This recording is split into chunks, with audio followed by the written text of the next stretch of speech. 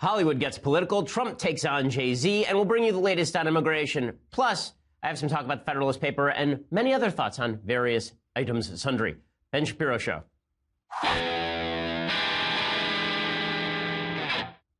Oh, the Grammys, where all of Hollywood apparently wants Donald Trump reelected really, really, really badly because they're just going to shove in their face how annoying and political they are in every conceivable way. Don't worry, we'll get to every aspect of this bloviating horror show in just a second. First, I want to say thank you to our sponsors over at Birch Gold. So does any of this make you think the world is going to end? Well, if the world were going to end, you'd want to have some of your money in precious metals because that's pretty much the only thing that'll survive an economic apocalypse. One of the nice things about precious metals, they've never been worth zero. Also, they are great hedges against inflation and uncertainty in times of risk. That's why my friends at Birch Gold Group have been working with tons of people for tons of years. Birch Gold Group, long-standing track record of continued success with thousands of satisfied clients, countless five-star reviews, and A-plus rating with the Better Business Bureau. And right now, they will give you a free information kit on how you invest in precious metals. This comprehensive 16-page kit shows how gold and silver can protect your savings, how you can legally move your IRA or 401k out of stocks and bonds into a precious metals IRA. To get that no-cost, no-obligation kit, go to www.birchgold.com/Ben. That's birchgold.com/Ben. Again, the stock market's doing really well right now, but having a hedge against the possibility of a downturn is always a smart thing to do. Birchgold.com/Ben. That's birchgold.com/Ben for the comprehensive information kit. Ask all your questions. When you have your answers and you're ready to invest in precious metals, my friends at Birch Gold are the folks to talk to. Birchgold.com/Ben. All righty. So last night, the Grammys. So we're in that time of year when we have an awards show every other week. And no one's actually watching these awards shows. So the ratings last night at the Grammys stunk. According to Deadline Hollywood, back in New York City for the first time since George W. Bush's first term and drenched in the politics of the Donald Trump era, last night's Grammy Awards was rocking with multiple wins for a very non-political Bruno Mars and a very, very political Kendrick Lamar. It was a 3.5-hour long CBS show. Okay, guys, if it's longer than it would take to read the Bible twice, your show is too long. Okay, they also had an audiobook audition cameo by Hillary Clinton, as you will see in just a second. But the ratings stunk. No one wanted to watch this. Why? Because it turns out that watching a bunch of celebrities reward each other and pat each other on the back and ruffle each other's hair and talk about how brave they are and how wonderful they are is super duper irritating for everyone involved. With the 12.721 in metered market ratings, the Recording Academy's big hootenanny was also way down from the early numbers for the February 13th, 2017 59th annual show. So that's a 20% decline from last year to this year. Because no one cares. No one cares. Here's the truth. There are certain artists that a lot of people listen to, but they don't have the same sort of broad cultural appeal that they used to. And I'm talking about even the biggest stars. Like they're like Kendrick Lamar. I'm sure there are a lot of youngsters who like the Kendrick Lamar. No one over the age of 35 listens to Kendrick Lamar. Like there's no cross-cultural appeal to a lot of these folks. There's a giant age gap when it comes to the artists who are being rewarded last night. People like Keisha singing. Like I've never listened to a full Keisha song because I would rather drive wooden spikes into my eyes. Okay, there's no reason to listen to a Keisha song all the way through. Okay, no one ever has done so. Everyone who thinks they've done so was just at a rave and they got super high and then passed out.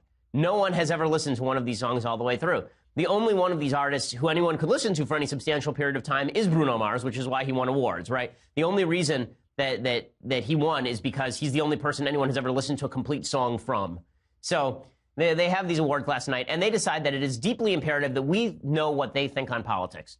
Now, this is just about as irritating as when there are a lot of people who are big fans of pop music, and they get very irritated when I deconstruct the culture. Like Mike.com did a full piece on how I didn't understand the lyrics to Cardi B's song that we analyzed last week.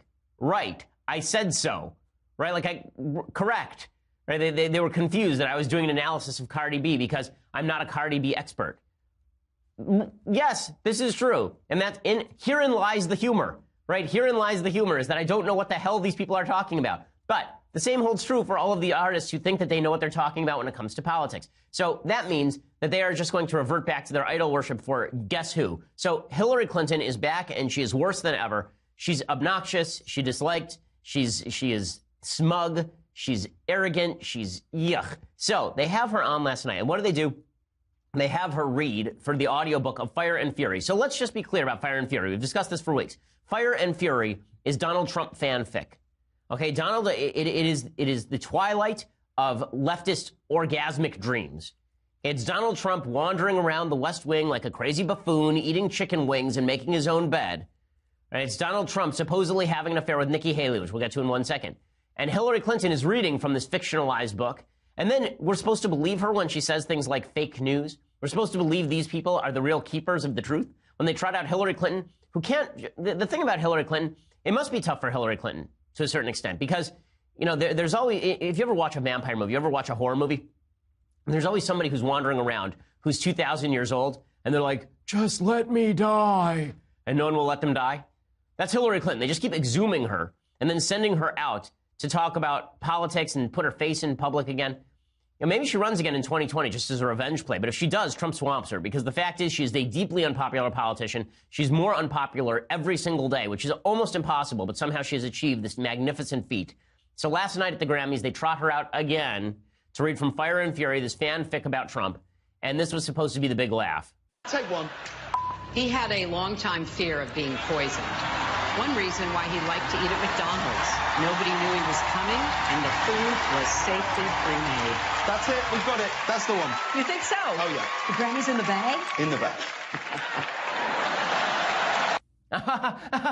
Because Hillary's reading, you get it, from a book that's anti-Trump. I hope that Trump spends the entire State of the Union address tomorrow reading Juanita Broderick's autobiography. The entire time. You know, just alternate that with excerpts from Clinton Cash.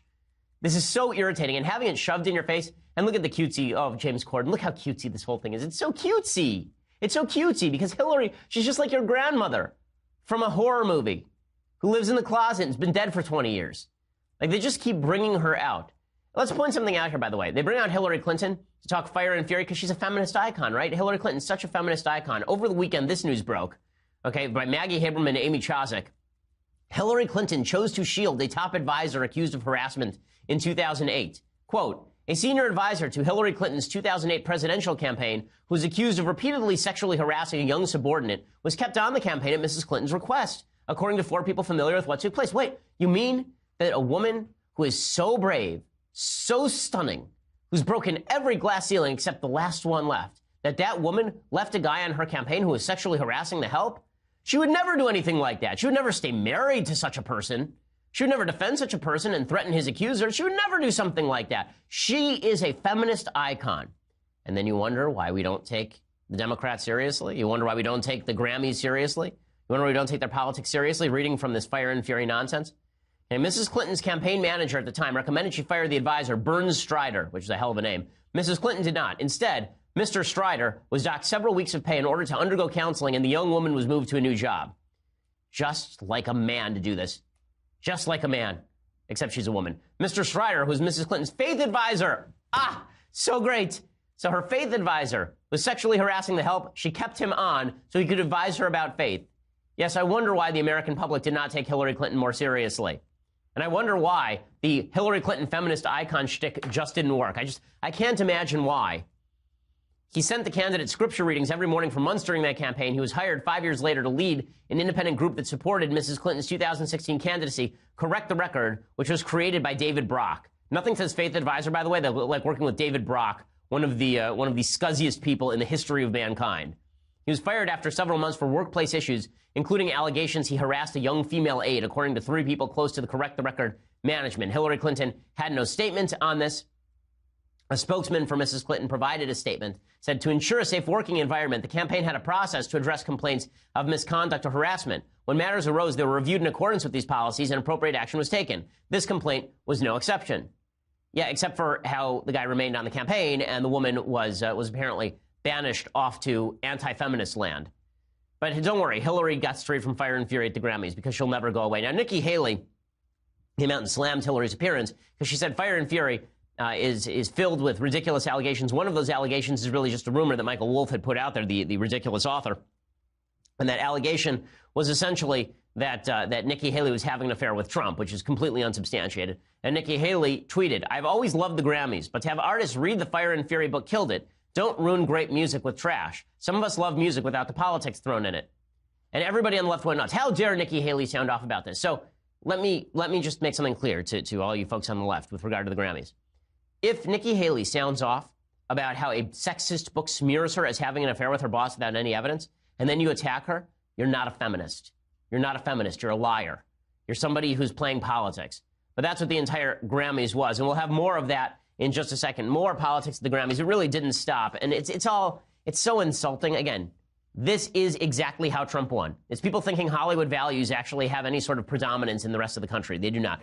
We'll get to the rest of this in just a second. First, I want to say thank you to our sponsors over at Texture. So, in this day and age, long-form journalism is really making a difference. This entire Me Too movement started because of articles over at The New Yorker. There have been great articles lately over at The Atlantic about the bias on college campuses.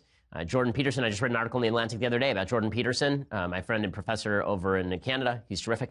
And Texture is the app that you need to actually get subscriptions to all of your favorite magazines. So with the Texture app, you have unlimited access to over 200 premium magazines. And you can try Texture for free. Again, you can try it for free, and they have unlimited access to 200 premium magazines. It is a fantastic, fantastic app. Not only is it a fantastic app, it means that you can also get their back issues. You can get all the new information as it breaks. You can have all your favorite magazines, back issues, anytime, anywhere. Go to texture.com/Ben. And when you do that, you get a free trial. Plus, if you choose to continue, my podcast listeners get a Texture app for just $9.99 a month, which is 30% off their listed price. You're getting a discount. And again, a subscription to 2 of these magazines will cost you $9.99 a month. If you get 200 magazines for $9.99 a month, that's a hell of a deal. I mean, it is just, you're sitting at the airport and you don't have anything better to do. You pull up your Texture app and suddenly you're having information mainlined in your brain. This is just what happens with Texture. Texture.com/Ben. Again, that's texture.com/Ben. And it's all your favorite magazines. I mean, it's everything from Architectural Digest and National Geographic to ESPN the Magazine and Rolling Stone, Newsweek, Vanity Fair, Time. Like all of the top magazines are available here, and they're all great. So check it out. Texture.com. Check out that app. Okay, so I'm back to the Grammys. So it wasn't just Hillary Clinton at the Grammys. It was also all of these artists who feel the need to sound off about Trump, as though I give a crap what Bono thinks about Trump. I don't give the number of craps that I give about Bono is zero, just to be blunt. Okay, so Bono, in the middle of his song, he's singing. I don't know what song he's singing. Bono's so over the top. I can't deal with Bono. So anyway, Bono is singing, and he says, "Blessed are the bleep hole countries," in the middle of his song. Oh, how clever he is.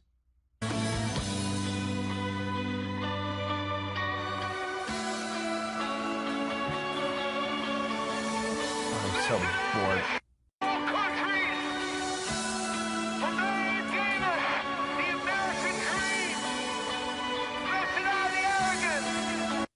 Blessed are the bleep hole countries because they gave us the American dream. First of all, I'm so bored of you two. I'm sorry. I'm so bored of them. That sound, the reverberating guitar and the Bono singing in his strangely muted voice. I'm so bored with it. But beyond that, put aside the artistry of it, that doesn't even make any sense. Blessed are the bleep hole countries because they gave us America? No, that's people left because they were terrible. Like, what you'd really want to say is, wouldn't you want those countries not to be bad? That's like saying, blessed is the abusive home that gave us Beethoven.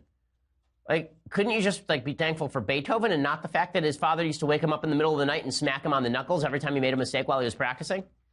Like, how about that? Like, that's such a nonsensical statement. Blessed are the bleep hole countries because they gave us Americans. Listen, my ancestors came here from Russia.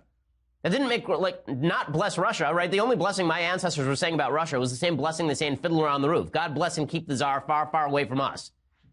And nobody is interested in being in, the reason people are leaving is because these countries aren't great. And we have a nanny. The nanny is from El Salvador. Okay, El Salvador is having serious problems right now. I'm super grateful for our nanny. She's a wonderful, wonderful person. I love her. She's terrific. My wife and I, we are so grateful for her. We're not grateful that El Salvador is having problems right now. We're not grateful that Honduras is having problems right now. We're not grateful that these bleep hole countries supposedly are having troubles. What? But this is the whole thing, right? It's slapping Trump. And look how diverse he is. He's so diverse. Oh, you two. And he's so meaningful. Look at Bono. Every time, looking up to the sky. As a musician for many, many years, my favorite violinist, as is every violinist's favorite violinist, is Jascha Heifetz. One of the things I love about Jascha Heifetz is that there is no histrionics. Jascha Heifetz, when he plays the violin, go look at a tape of him. He is just stone-faced. He just plays, and it's great. One of the things I hate the most about modern music is that modern music is all based on energy and histrionics. It's all based on you making faces while you sing and looking up to the sky like Bono. Look at him looking up to the sky with his red, white, and blue loudspeaker. By the way, Bono's not American, is he? Does he have American citizenship?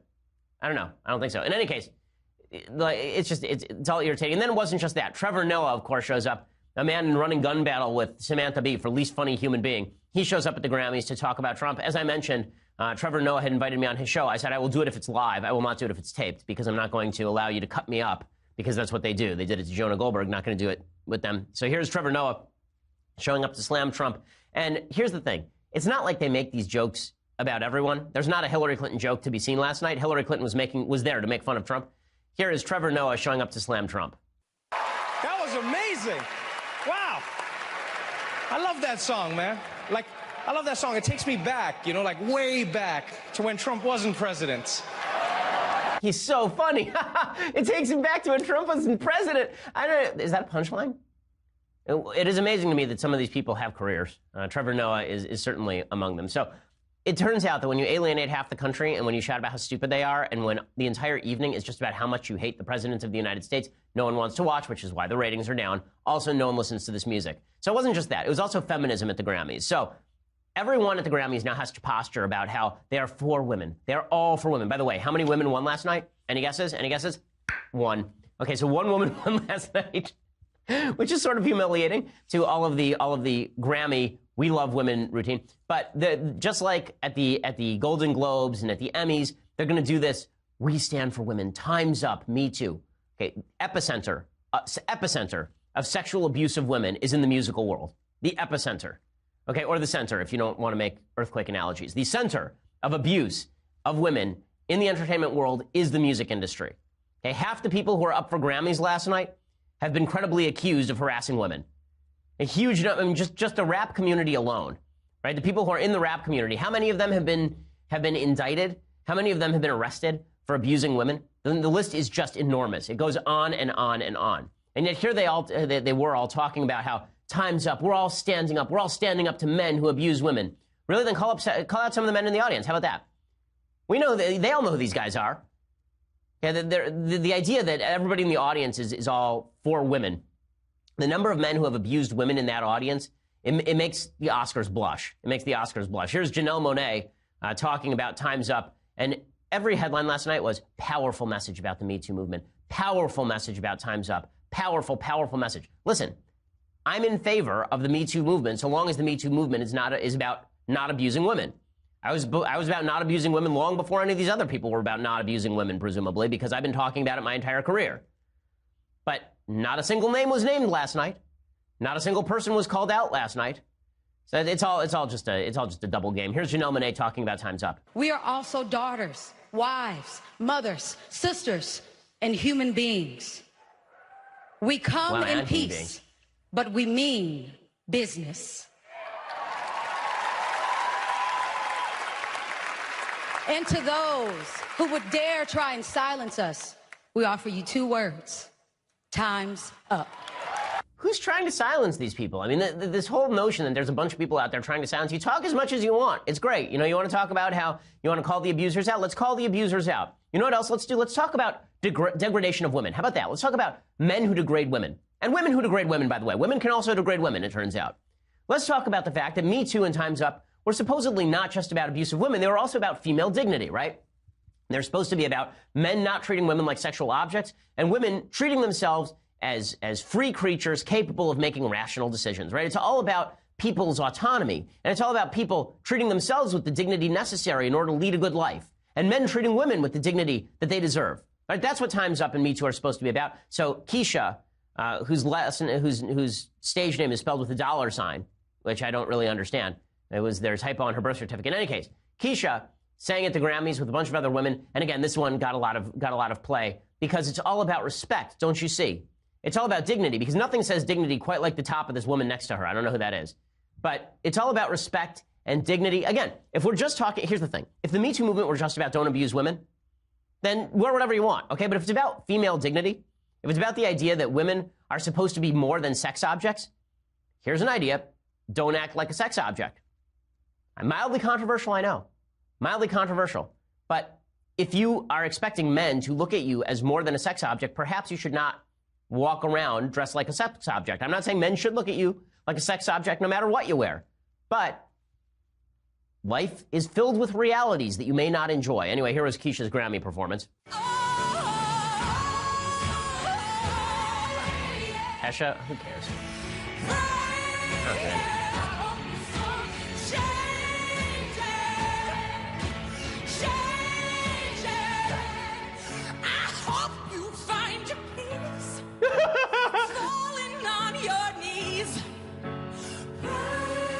Oh, so moving, so moving, so moving. I've been informed that this person's name is Kesha, not Keisha.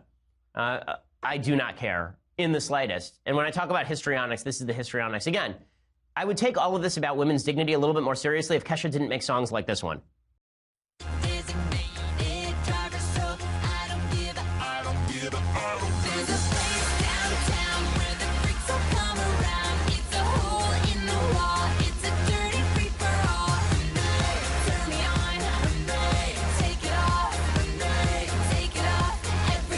Nothing says female dignity quite like that lyric right there. I mean, really. There's a place downtown where the freaks all come around. It's a hole in the wall. It's a dirty free-for-all. And then they turn me on when they take it off. When they take it off, everybody take it off. There's a place I know if you're looking for a show where they go hardcore and there's glitter on the floor. Yeah, I can't imagine. And people look at Kesha like a sex object. How? No. That's unbelievable. No. Okay, again, should you treat women with respect? Of course. Of course. Do women deserve dignity? Yes, but there is such a thing as degrading yourself. And when you degrade yourself, and when you degrade women by extension, it's not good. If a man made a video that looked like this, and Kesha were not a famous person, you'd be talking about how the man who directed this video degraded women. That's what you'd be talking about last night. Last night on the Grammys, Rihanna did a performance, and it was, what's the name of the guy? It's the guy that you like, Jess. What's the name of that dude? The one who shouts, oh, DJ Khaled. Okay, DJ Khaled. So DJ Khaled is there, and he walks out and he starts rapping, and then Rihanna appears from backstage and starts pelvic thrusting for like 5 minutes. Okay, if you don't believe that that's a male fantasy, then you're out of your mind. Of course that's a male fantasy. Some fat, ugly guy is there talking about, women, rapping about women, and then out comes a beautiful woman and starts pelvic thrusting? Yes, don't talk to me about female dignity. When you are out there trying to, there's so many dignified women. Okay, there's so many women who are striving for dignity. If you think this is what female dignity looks like, you don't know a woman, and you have no respect for women. And yes, I'm talking about women who think this is what female dignity looks like. Because if Me Too is about anything, it's supposed to be about more than we don't deserve to be raped. We don't deserve to be sexually assaulted or harassed. It's also about we deserve to be treated as dignity, as fully fleshed human beings, as full human beings. Not just as objects of sex, bearing our all for the pleasure of men. Because let's face it, who do you think is watching Kesha videos? Do you think that it's all a bunch of women, empowered women watching Kesha videos? Or do you think that when she's singing about it being a dirty free-for-all, it's a bunch of guys in their basements jacking off? Which do you think? It's just absurd. Okay, so we'll get to more on feminism in just a second. But first, let me say thank you to our sponsors over at Stamps.com. So, I mean, this stuff is so ridiculous. Okay, so Stamps.com is the place that you need to go if you want to get a better price on not only stamps, but all of your post office goods. It also means you don't have to stand in line at the post office. Postage rates have gone up again. Stamps.com keeps your rates down with postage discounts of up to 40%. It saves you 3 cents on every letter that you send. You're paying 2016 prices for 2018 stamps, and Stamps.com automatically calculates and prints the correct amount of postage for every letter or package that you send. All you have to do is print it out directly on the envelope, or print it onto a sticker, or print it onto a piece of paper and tape it onto the envelope, and brings all the services of the U.S. Postal Service right to your fingertips. Doesn't matter how much you like going to the post office. This is more convenient. Stamps.com makes it easy. They'll send you a digital scale to automatically calculate exact postage. Stamps.com even helps you decide the best class of mail based on your needs. Anything you can do at the post office, you can do right now from your desk with Stamps.com. And we here at the Daily Wire use Stamps.com on a repeated basis because, again, we are ensuring that we are getting the lowest possible price. So go to Stamps.com and you get a 4-week trial plus postage and a digital scale. Stamps.com, click on the microphone at the top of the homepage, type in Shapiro.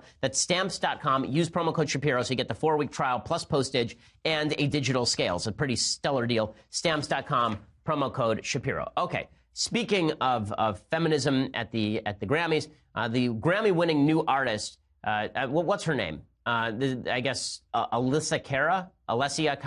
I don't know who any of these people are because they're irrelevant to my life except when they show up and bother me.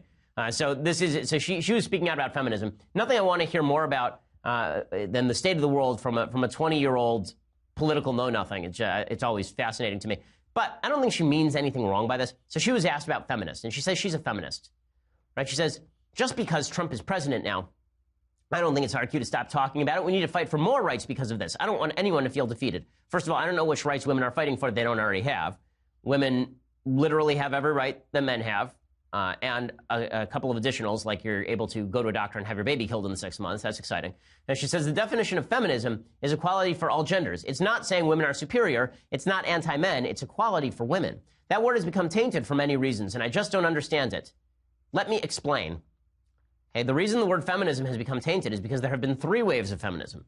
Wave number 1 was good. Wave number 1 said women should vote. Women should be treated equally in the workplace. Women should be paid the same for the same work. Women should not be forced into societal boxes. Agree. Fantastic. Then there was second wave feminism. Second wave feminism said marriage is bad, marriage is stupid, and if you're engaged in marriage, sort of Betty Friedan feminism, then you're engaged in a kitchen holocaust, is some of the language that was actually being used at the time. And then there was third wave feminism that said that women and men are essentially the same.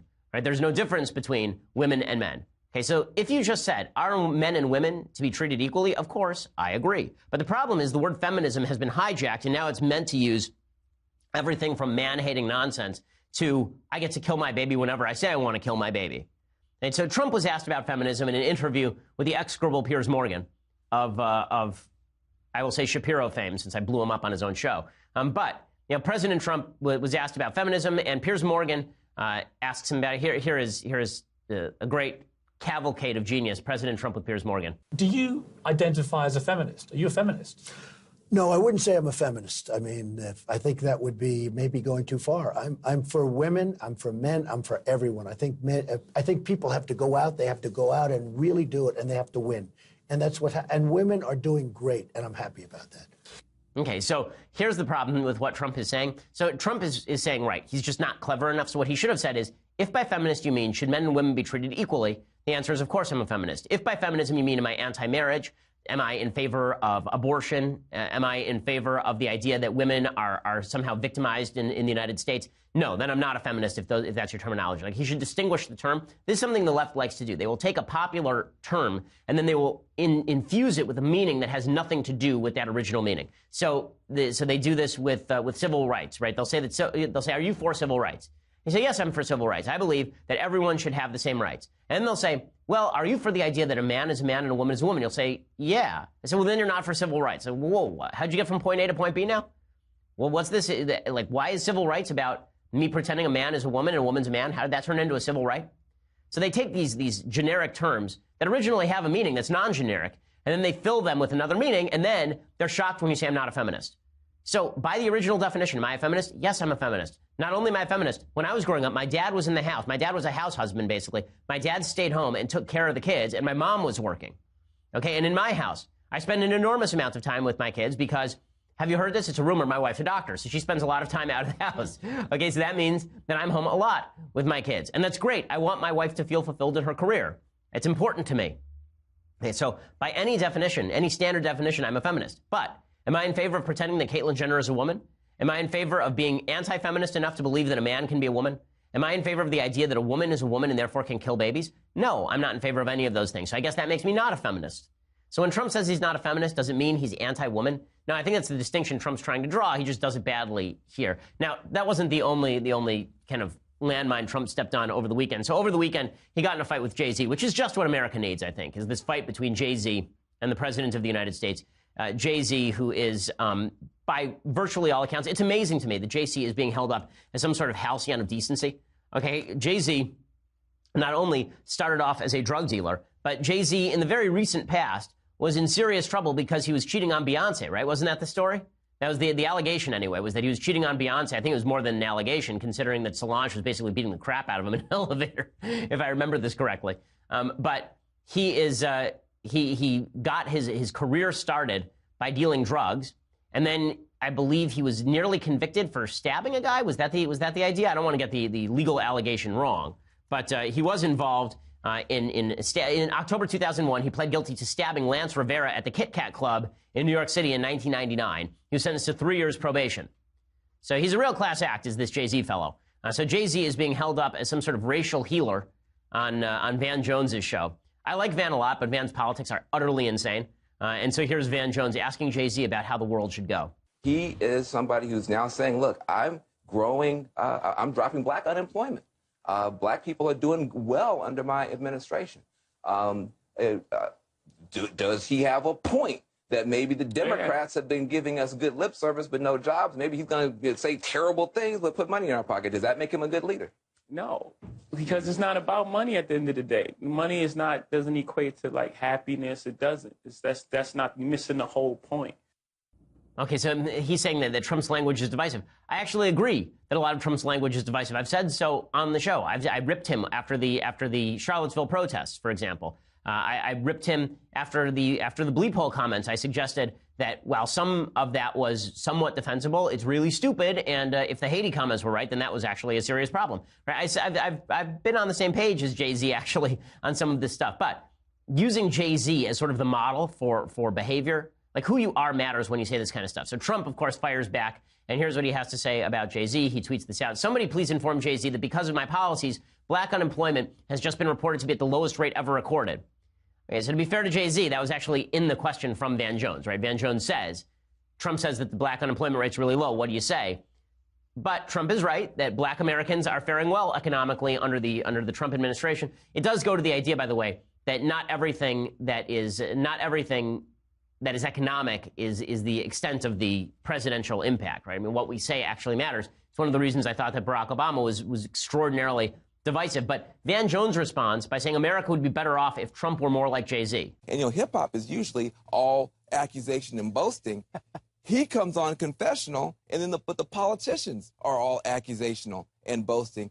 Donald Trump, and no confession from Donald Trump. So if you want to listen to what Jay-Z says, follow Jay-Z's model, Mr. President. He's a strong guy, he's a rich guy, but he's willing to be confessional, he's willing to grow in public. If you do the same thing, America would be a lot better off. Yeah, so Jay-Z is willing to grow in public. Now, I'm just going to show you a picture real quick of a necklace that Jay-Z is famously wore to a Nets game. Okay, that is the 5% necklace. That is an offshoot of the Nation of Islam. And they say, that does the 5%, that white people are weak and wicked and that black men hold the power of God. So there are a bunch of people who came forward and said, well, he didn't really mean all of that, right? He didn't really mean all of that stuff. What he really meant was just that, black men should be powerful. Okay, then don't wear a symbol that is associated with the Nation of Islam. Okay, so I fail to understand. Can't we have like two public figures that are not particularly great? Trump versus Jay-Z is the fight that America doesn't need but definitely deserves, I think. As we continue, we're going to talk about Trump on immigration, release the memo. We have a lot more to get to. But first, I want to say thank you to our sponsors over at 1-800-FLOWERS. So, Valentine's Day is coming, and you don't want your loved one to be bereft. You don't want your loved one to look at you and think, wow, what a garbage human being. Didn't even send me flowers on Valentine's Day. So avoid that fate at 1-800-FLOWERS. Right now, when you order early, you get 12 multicolored roses for just $19.99, or you can double it to 24 multicolored roses for only $10 more. Great offer from 1-800-FLOWERS. Again, 12 multicolored roses from $19.99. Double it for $10 more. They last longer. They are better. They are fresher than the stuff that you get at the grocery store.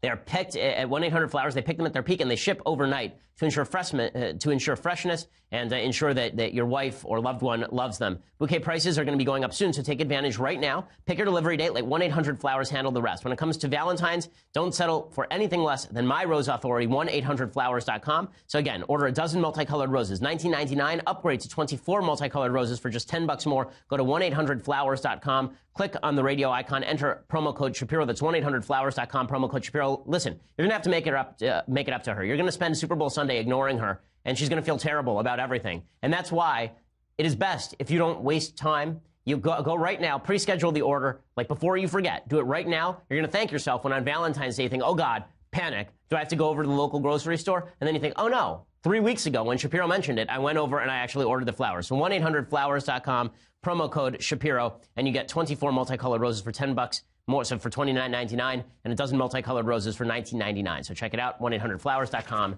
Use promo code Shapiro so they know that we sent you. Okay, meanwhile, Trump on immigration. So one of the things that is allowing Trump to continue to get his agenda done is the fact that the left have completely lost their mind on every issue. So it's not enough for them to critique President Trump in the normal ways. They have to go full-on Hollywood hysterical. And they have to do all of the nonsense that Hollywood does. Everything has to be turned up to 11.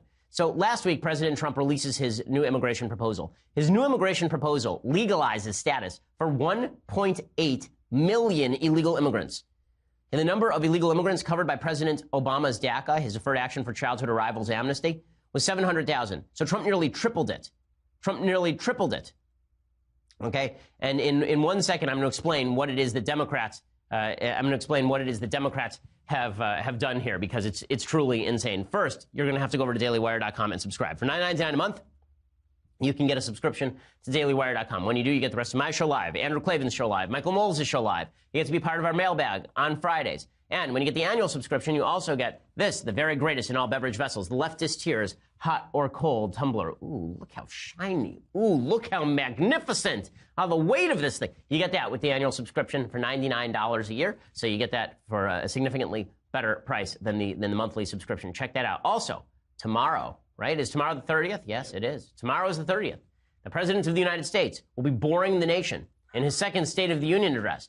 I hate the State of the Union. I don't care who's speaking it. I hated it when it was Bush. I hated it when Obama. Watch my hate. Watch it burn holes in the walls around me. Watch me converse with Michael Knowles, oh God, and Andrew Klavan and Jeremy Boring.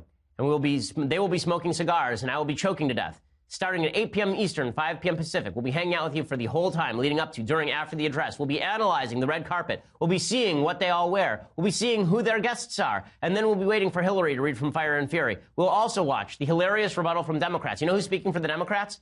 It's a brand new face, a name you've never heard before. Joe Kennedy III. That's right, somebody you've never heard from before. Somebody with the last name Kennedy, a unique name in American politics. It's wonderful. Catch live streams at dailywire.com, Daily Wire Facebook, Daily Wire YouTube. Spend the evening with me, Andrew Klavan, Michael Knowles, and Daily Wire God King Jeremy Boring. I expect you to be there because, for God's sake, if I'm going to sacrifice my evening to this nonsense, then you'd best be there, okay? I do this for you people. I pour my heart out for you people. Be there. We'll also be joined by some special guests at various points in the evening, or maybe not. I don't know. Anyway, that's tomorrow, January 30th, 8 p.m. Eastern, 5 p.m. Pacific. Follow us on Facebook and YouTube. Get notified when we go live so we can spend every terrible moment together. It's a party that you will not want to miss. Watch the misery writ across my face for hours at a time as we do this show tomorrow night. Check it out. Okay, if you just want to subscribe to the show, and then make sure that you go over to SoundCloud, iTunes, YouTube is a good place to subscribe. We have all sorts of new videos that are coming out. If you want to see some of the video clips that are very funny from my appearance at UConn, then check out our YouTube channel and subscribe over there. We are the largest, fastest growing conservative podcast in the nation.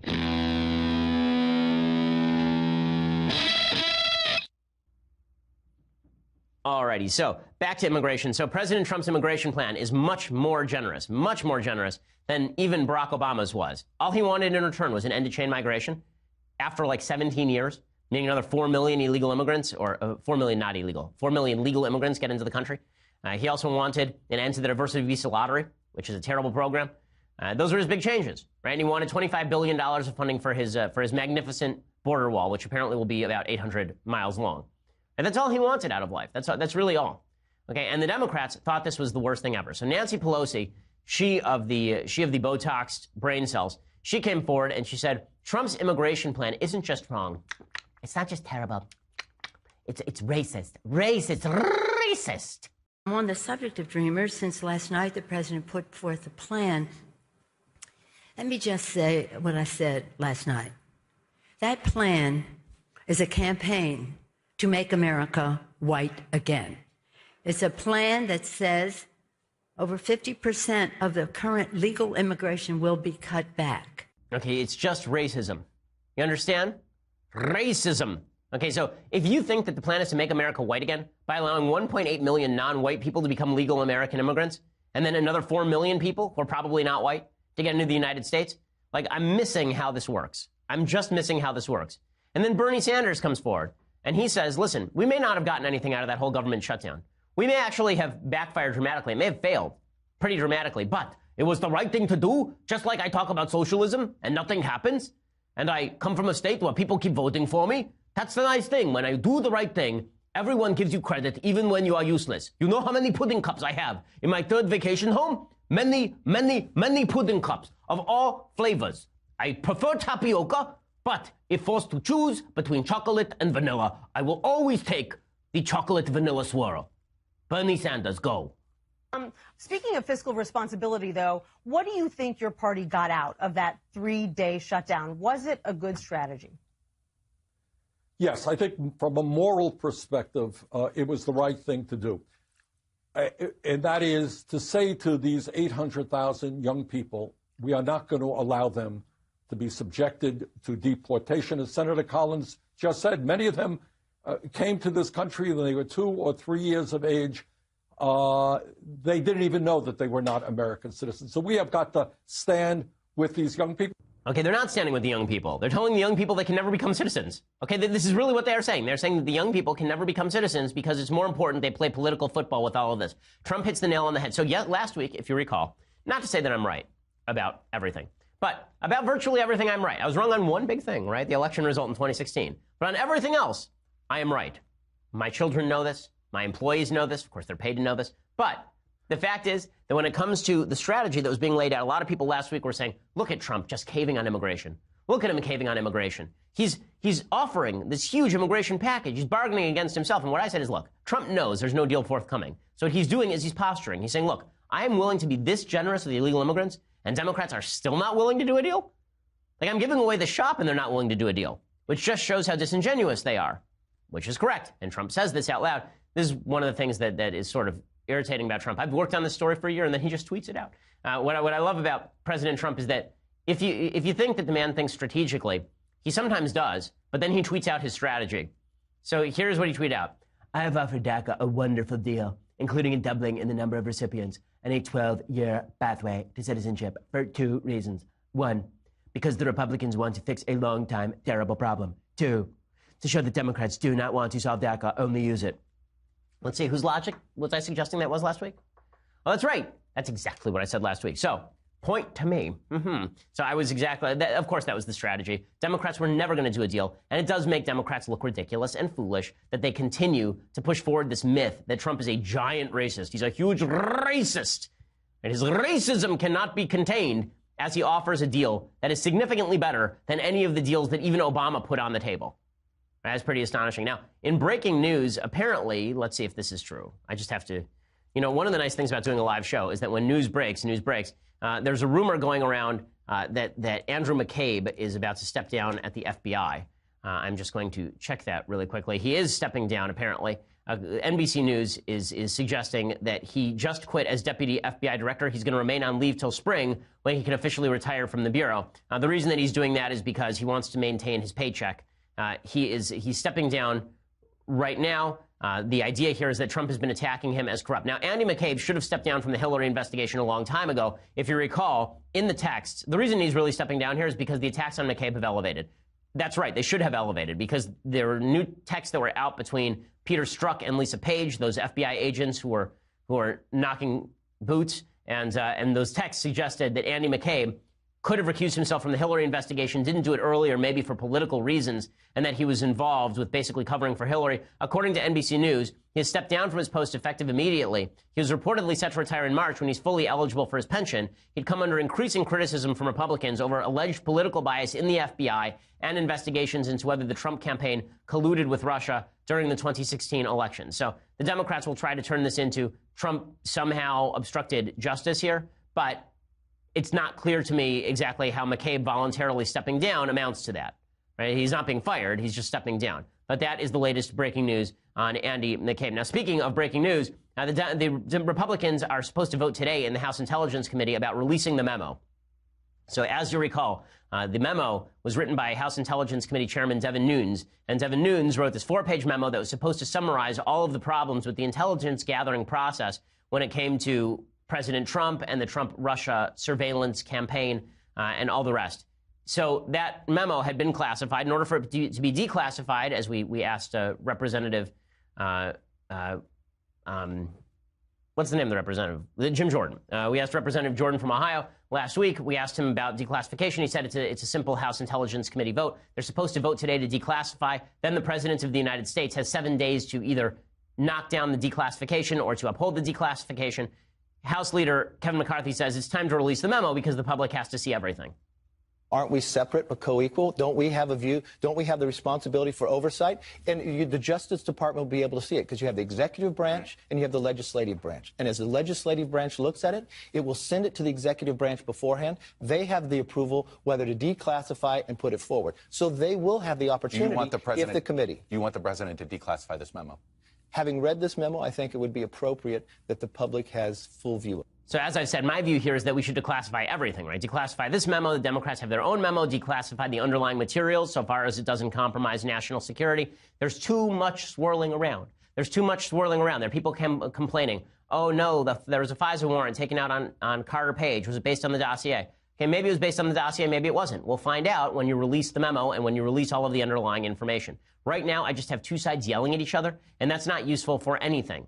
All that's happening is chaos, right? There's a feeling of chaos. And of course, the media wish to play up the feeling of chaos. Democrats wish to exacerbate the feeling of chaos. And then Republicans, in response, wish to generate their own tornado of chaos in order to prevent any sort of narrative from forming that Trump was obstructing justice on all of this.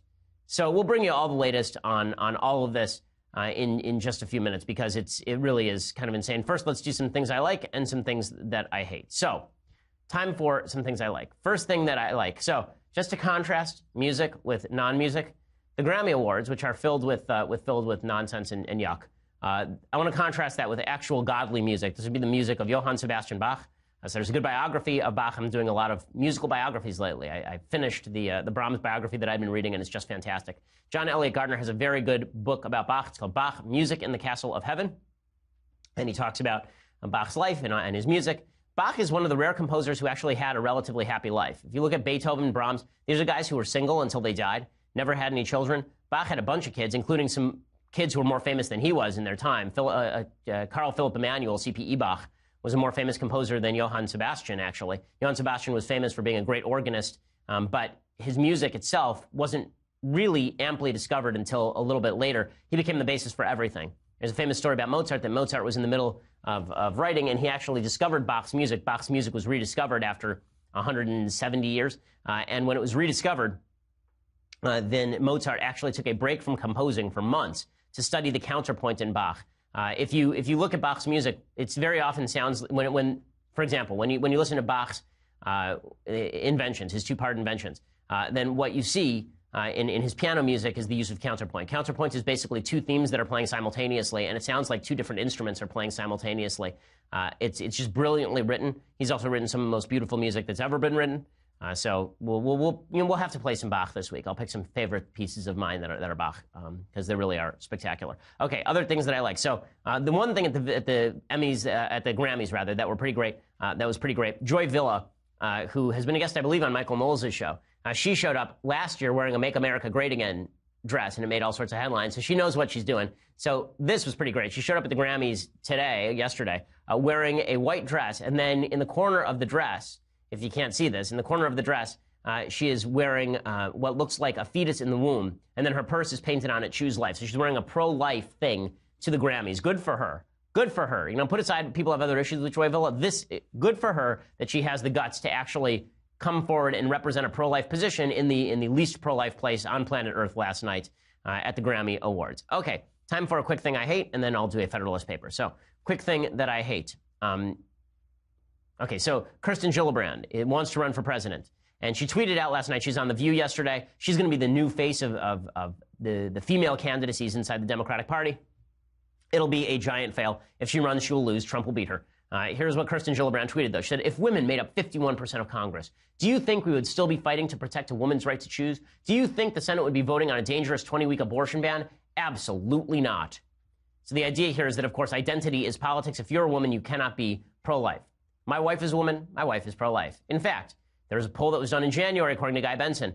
Okay, there's a poll done like this month. 62% of American women favor the idea of a ban on abortion after 20 weeks, making exceptions for the life of the mother.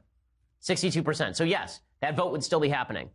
There was a vote last year. It said 42% of women support that idea. If women made up 51% of Congress, sure, that vote might still be taking place because women are fully capable of being moral. Women are fully capable of realizing that what is growing inside them is a baby and not just a piece of garbage.